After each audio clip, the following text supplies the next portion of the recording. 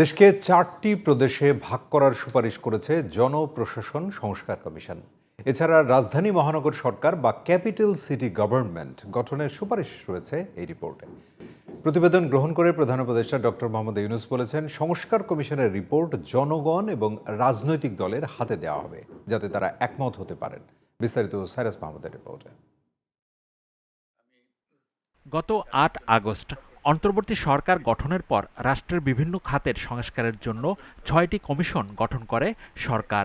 এর মধ্যে গত ১৫ জানুয়ারি নির্বাচন কমিশন, দুর্নীতি দমন কমিশন, পুলিশ এবং সংবিধান সংস্কার কমিশন প্রধান উপদেষ্টার কাছে তাদের প্রতিবেদন জমা দেয়।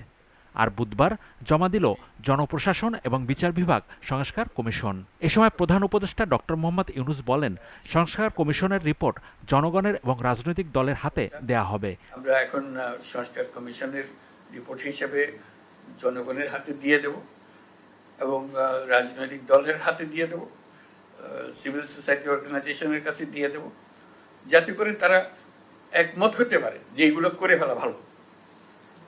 কারণ আমরা মনে করছি আমাদের এখানে আমাদের মাথা নাড়ছি, আমাদের ভালো লাগছে, সবাই যেন এটা মাথা নাড়ে, যেটা ঠিক কথা বলেছেন, আমাদের তো প্রাণের কথাটা বলেছেন। পরে রাষ্ট্রীয় অতিথি ভবন যমুনার সামনে এ বিষয়ে সংবাদ সম্মেলন করে প্রধান উপদেষ্টার প্রেস সচিব শফিকুল আলম জানান, বিচার বিভাগকে স্বাধীন ও কার্যকর করার প্রস্তাব সহ লিগ্যাল সার্ভিসে স্বচ্ছতা আনার জন্য জাজ অ্যাপয়েন্টমেন্ট ও অ্যাটর্নি সার্ভিস রিক্রুটমেন্টেও সংস্কারের প্রস্তাব আনা হয়েছে।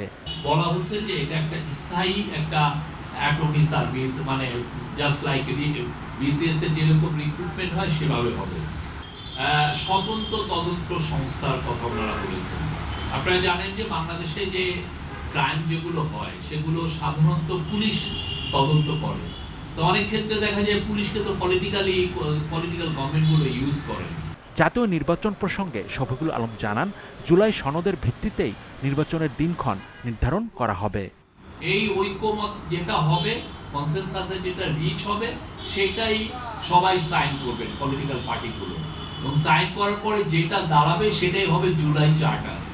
এই জুলাই চার্টারটারই বাস্তবায়ন এই গভর্নমেন্ট কিছু করবেন, পরবর্তী গভর্নমেন্টগুলো এসে করবেন, এবং এই বাস্তবায়নের আলোকে নির্ভর করবে এই ইলেকশনটা কি এই বছরের ডিসেম্বরের মধ্যে হবে নাকি আগামী বছর জুনের মধ্যে হবে। সংবাদ সম্মেলনে প্রধান উপদেষ্টার উপ প্রেস সচিব মোহাম্মদ আবুল কালাম আজাদ মজুমদার বলেন, ভারতের নয়াদিল্লির মতো ফেডারেল সরকার নিয়ন্ত্রিত রাজধানী মহানগর সরকার বা ক্যাপিটাল সিটি গভর্নমেন্ট গঠনের সুপারিশ করেছে জনপ্রশাসন সংস্কার কমিশন। দেশটাকে ৪টা প্রদেশে ভাগ করার সুপারিশ করা হয়েছে। জেলা পরিষদকে বিলুপ্ত করার সুপারিশ করা হয়েছে।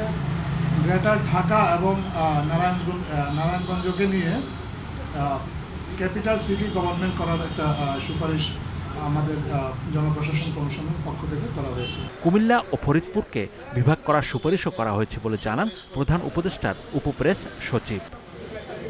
Cyrus Mahmud, GTV news, Dhaka.